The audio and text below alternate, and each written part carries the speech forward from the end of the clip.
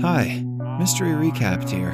Today, I am going to explain the 5th and 6th episodes of the South Korean survival drama Squid Game, called A Fair World and Gonbu. Spoilers ahead, watch out, and take care. In the previous episode, Gi-yoon's team was about to lose the game of tug-of-war, so Sang-woo thought of a last-minute plan. He asked everyone to loosen their grip on the rope for a few seconds so their opponents would fall down. As they do, Gi-yoon, who is at the front, almost falls off the bridge. But the plan works, and their opponents trip and fall, losing their hold on the rope. The team uses this opportunity to pull the rope harder than ever and finally wins the game. They lie on the ground in exhaustion, feeling the adrenaline rush in their bodies. While returning back to their room, the girl who Sae-byok had recruited, Ji-young, makes fun of a team member who happens to be a priest. They return to the room to see Deoksu's team talking to each other. Min-yo stares at the man, subtly telling him she doesn't need him anymore. The group then sits together while talking. Min-yo tries to charm everyone, so they will favor her. She also belittles Ali for being a foreigner and asks to see his passport. As they talk, it is announced that the lights will be off in some minutes. They know people might start killing at night, so the group plans to make a barricade and stay awake in pairs to keep watch. As they try to build a safe zone using the bunk beds, Deoksu approaches Gi-yoon and makes fun of him for thinking the beds can stop them from being killed. Gi-yoon, on the other hand, warns him of his own team members. He thinks since Deoksu has been ordering them around, he might be their first target. His words get into Deoksu's head, so he tells his team that they won't be killing tonight. Inam offers to be the first one to keep watch, saying that old people do not need to sleep, but the kind man is told to shut up by a new member, because they cannot keep an old man as a guard. Soon, the lights go out, and Sang-woo and Ali stay awake to guard the others. Ali thanks Sang-woo for saving his life today, and hands him a cob of corn that he had saved for him. Sang-woo breaks it in half, and the two enjoy the corn together while talking. He asks Ali to call him Hyung, which means big brother in Korean. They share stories about how they ended up in the game. After a while, Sang-woo wakes Gi-yoon to swap the duties. Deoksu also can't seem to fall asleep, for fear of being killed himself. Meanwhile, the police officer Jun-ho is taken to the room where some staff secretly harvest the dead player's organs. He finds out that the man he killed on the ship was also involved in the secret program. The doctor is there too, performing the procedures. He gets into an argument with the staff for being slow. Back in the room, Inam joins Gi-yoon to keep watch. Gi-yoon tells him how he was not paid for 10 years worth of work because the car company he worked at was at a loss. Inam sympathizes with him and starts crying all of a sudden. Gi-yoon tries to calm him and realizes that the old man has a fever. He makes him lay down, but doesn't have water to help reduce his fever. Sae-byok offers him some, and the two put Inam to sleep. It is now their turn to keep watch. Meanwhile, the doctor finishes harvesting the organs and hands them to Jun-ho and another staff member, who are supposed to dive underwater and give them to the buyers in the sea. After they leave, he asks the others about tomorrow's game, but it turns out even they do not know what it will be. The doctor freaks out, saying that he will be killed if they do not tell him. He holds one of them hostage and asks the other staff to figure out about the game. They get into a fight, leading the doctor to run out to the hallways, but he gets lost in the maze and doesn't know how to return. A staff member follows him to the playground where the game Honeycomb was played. He asks the doctor to calm down because if they are caught, all of them will be killed. The doctor asks him to show his face so that he can trust him. The two are talking when suddenly, the overseer of the facility shoots the staff member. He then says that he doesn't care what the staff does with the dead bodies, but they aren't allowed to tell the players about the games. That ruins the main essence of the facility, which is equality. He then kills the man, while the other staff shoots the doctor dead. At the same time, Jun-ho and a staff member go down through an emergency exit, which the man claims are for the VIPs. Jun-ho vaguely asks him about the VIPs, but the man reveals no one knows who they are. He becomes suspicious of Jun-ho for inquiring so much, and asks him to open his mask. The man finds out Jun-ho is a different person, but before he can react, Jun-ho points his gun at him. He inquires about his brother, but the man doesn't know anything about him. But he tells him about the player's information file in their overseer's room, where he can find his brother's information.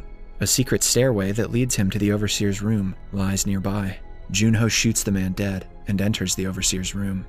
After he is gone, the overseer and the staff come downstairs to see the man who was killed by Jun-ho. The overseer digs the bullet out of his head and realizes it belongs to a policeman. the staff are ordered to find the man as soon as possible. An alarm begins blaring, waking the players up. They are quickly made to line up in the middle by the staff. Enam refuses to get up, and it turns out he had peed himself at night. Meanwhile, Junho is in the Overseer's room, where he finds the files of every single person who has ever participated in the game. He figures that the games have been played for many years now. The players are then made to stand in lines in the middle of the room. Gi-yoon helps Enam by tying his jacket around the old man's waist, so he won't be embarrassed. After that, the players are then taken outside, through the halls, where everyone is horrified to see the dead bodies of the doctor and the staff who helped him, hung from the ceiling. An announcement is made, saying that this will happen to anyone who breaks the rules for their own benefit. In the meantime, Junho is still in the Overseer's office, taking pictures of the documents he thinks are important. He is searching for his brother's file when he hears a phone ringing outside. The Overseer comes into the room and picks it up. He talks to a foreign man in English about a minor disturbance that happened between the staff, and assures the person on the other end everything will be good when the VIPs arrive. After the Overseer leaves, Junho picks up the phone and tries to call the number back, but to no avail. In the meantime, the players are taken to an empty white room where they will have to separate into groups of 2. Gi-yoon's team needs to separate as well. They look at each other in confusion. Minyo tries to sweet-talk Gi-yoon to team up with her. When he doesn't speak, she makes her way to Sang-woo, who also declines her offer. Sang-woo asks Ali to be his teammate, and the two look at Gi-yoon to see if he objects. Gi-yoon asks them to go ahead and starts looking for a teammate himself. Enam makes his way towards him, but Gi-yoon knows he cannot win with an old man as his partner, so he apologizes to him. Enam simply gives him his jacket, saying that the others might look down upon him if he doesn't have one. Gi-yoon feels bad for the man, but goes looking for a member anyway. Sae-byeok and Ji-young join hands as well. A man asks Gi-yoon to be his teammate. He reveals that since the doctor is dead, it leaves an odd number of players, so the one with no partner will probably be killed. Gi-yoon looks at Enam, sitting alone in a corner, and feels awful for abandoning him, so he asks the old man to be his partner. In the end, the one person who doesn't have a partner is Minyo. She makes a fuss about them not being able to win without her. As the players make their way to play the game, she is taken away by the guards. The players are then brought to a mock neighborhood with several houses and streets. Enam and Gi-yoon talk about the alleyways looking like their childhood homes, while Ali and Sang-woo promise each other that they will win the money together for their families. However, all of their plans fail when it is announced that the pairs will be going against each other. They are given 10 marbles each and told to play any game they want to with them. Most of them choose either a game where you should throw the marbles into a pit, or a game in which one guesses how many marbles the other person has. They are given 30 minutes to complete the game. Gi-yoon is shocked, but Enam seems to be looking at the marbles in fascination. He has completely forgotten what he was here for. As the game begins, everyone starts playing, but Enam goes around the blocks looking for his house. Gi-yoon tries to stop him, but he doesn't want to play the game, saying that it is childish. At last, Gi-yoon slams the old man to the wall in frustration, knowing that both of them will die if they do not play. Enam trembles in fear and accepts. At the same time, Ali and Sang-woo, who treat each other like brothers, have to go against each other now. Ali doesn't want to play the game, but Sang-woo insists that they do, or else both of them will lose. Ali doesn't even know how to play it, so Sang-woo teaches him. One of them will have to keep a certain number of marbles hidden in a fist. The other will guess if the number of marbles in their fist is odd or even. If the guess is correct, all the marbles the person is holding will go to the person who made the correct guess.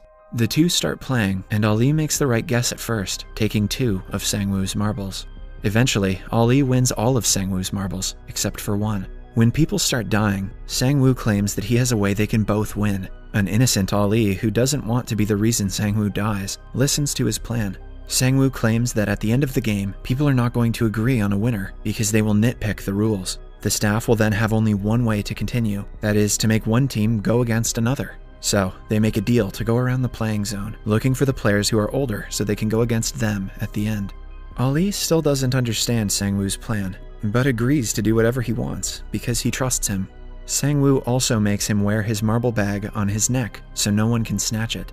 Meanwhile, Ji-young and Sae-byeok sit together, not knowing what to do. Sae-byeok, being from North Korea, doesn't know any marble games, so Ji-young offers to teach her. But both girls do not want to play for 30 minutes, so they decide to just talk for most of the time, and bet all of their marbles on one game at the end. Sae-byok, who normally doesn't like to speak much, reveals that her father died while trying to cross the border, and her mother was caught by the Chinese police and sent back to North Korea. She wants to buy a house and bring her mother back after she wins the money. Ji-young laughs, saying that she could do a lot more than that with the money. Sae-byok innocently claims she wants to visit Jeju Island, to which Ji-young offers to go together. They realize that it cannot happen because one of them will die today. Ji-young then reveals that she killed her abusive father and went to prison for it. She has no motive to live, even if she wins the money.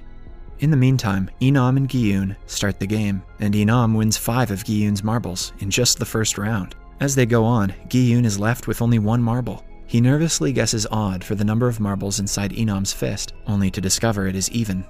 Gi-yoon loses the game. However, Inam forgets what Gi-yoon predicted, allowing him to change his answer. Starting that round, Gi-yoon uses Inam's dementia to win every round. At last, Inam only has 1 marble left, but he starts looking for his house again instead of playing. Similarly, Deoksu also wins the game against one of his minions when his marble accidentally knocks Deoksu's into the pit.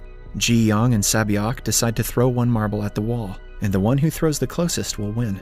Sae-byok goes first and does pretty well, but when it is Ji-young's turn, she drops the marble on the ground lazily, making Sae-byok win. Sae-byok corners her and asks her to go again because it isn't fair. However, Ji-young claims that she has nothing to live for, unlike her. They say their last goodbyes before a staff member shoots Ji-young dead. DlE, on the other hand, goes looking for Sang-woo because only a few minutes of the game are left, but when he checks his bag of marbles, he realizes that his brother-like friend has betrayed him. Sang-woo has exchanged DlE's marbles with pebbles. DlE sheds one last tear, still in disbelief, before a guard shoots him dead. Now, only Inam and Gi-yoon are left. They have to play one last game for Gi-yoon to win, but Inam suggests they bet all of their marbles on one last round. Gi-yoon is enraged, claiming that this isn't fair. To Gi-yoon's surprise, Inam reveals that he knows Gi-yoon has been cheating him. The old man had faked having dementia to make Gi-yoon win. At last, Inam happily hands his last marble to Gi-yoon and thanks him for playing with him. Gi-yoon hugs his friend for the last time and walks out of the house, sobbing. The episode ends as a gunshot startles him, indicating that Inam has been killed. Subscribe for more videos like this, turn on notifications, and leave a like to help the channel out. Thank you for watching.